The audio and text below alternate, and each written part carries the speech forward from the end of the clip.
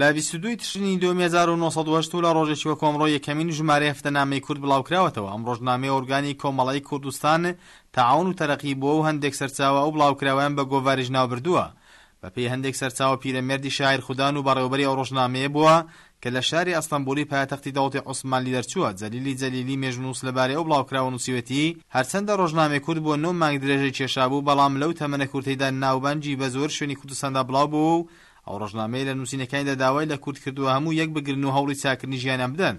ئاماژەشی بەوە داوە تورکەکان بەو پەڕی بێدادیەوە ڕەفتار لەگەڵ کوردەکاندا دەکەن. دەبێت بوتێت ئەم ڕۆژنامەیە ئۆرگانی کوردستان تەعاون تەرەقی بوو کە لە ساڵی 1970ەوە کوردەکان دایان مەزراندبوو پاش ئەوەی دەستورە نوێیەکەی دەوڵەتی عوسمانی ڕاگەندرا و ئەمین عالی بەدرخان و شەریف پاشای خەندان و شێخ عەبدولقادری شەمزینی و مەمدوح سەلیم و ئەمین زەکی بەگ و مستەفا پاشا یاموڵکی و حکمەت بابان ناوی هەندێک لە دامەزرێنەرانی ئەو ڕێکخراوەیە بوون. لە 22 تشرینی 2016 لە ڕۆژێکی وە کۆمڕۆ جاک لەندەن نووسەر و ڕۆژنامەنووسی سۆشیالیستی ئەمریکایی لە تەمەنی 30 ساڵیدا کۆچی دوای کردووە. ناوبراو لە 12 کانونی 2876 لە سان فرانسیسکۆ هاتبۆژیانەوە و جاک لەندەن لەو ماوە کورتەی تەمەنی خۆیدا توانیوی 50 کتێب لە دوای خۆی جێبهێڵێت. لە هەمان کاتدا لەندەن کاری ڕۆژنامەنووسیشی دەکردو، بەڵام تەنها وتار و بابەتی شرۆڤەکردنی دەنووسی. هەر بۆیە پێشنیاری بە ڕۆژنامەنووسان دەکرد کە لە جیاتی وتاری سیاسی با ریسالە یان پەیامی سیاسی بنووسن، چونکە ستونی ڕۆژنامەکان شوێنی پێویستی نییە بۆ دەربڕینی هەموو بابەتێک. بەڵام جاک لەندەن زیاتر بەهۆی چیرۆکەکانی ئەو بناوبانجی دەرکردو هەموو چیرۆکەکانیشی لێوڕێژ بوون لە ڕەخنەی کۆمەڵاتی و ئەو لە هەر کام لە کتێبەکانیدا هەوڵی داوە گرفتێکی کۆمەلگا بخاتە ڕوو.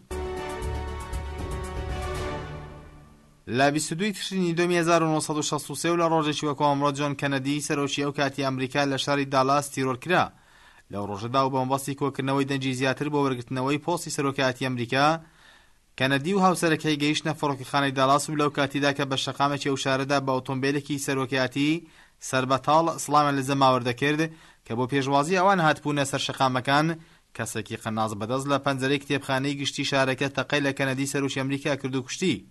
کەنەدی ساڵی 1970 لە بستۆنی ماساچوست ئەمریکا هاتبۆژیانەوە و لە ساڵی 1952دا لە ئەنجومەنی سێناتدا بووە نوێنەری ماساچوست و ساڵی 1960 پاش ئەوەی لە هەڵبژاردننی سەرۆکایەتیدا شکستی بە کاندیدی کۆمارەکان ڕیچارد نیکسۆن هێنا بوو بە سەرۆکی ئەمریکا.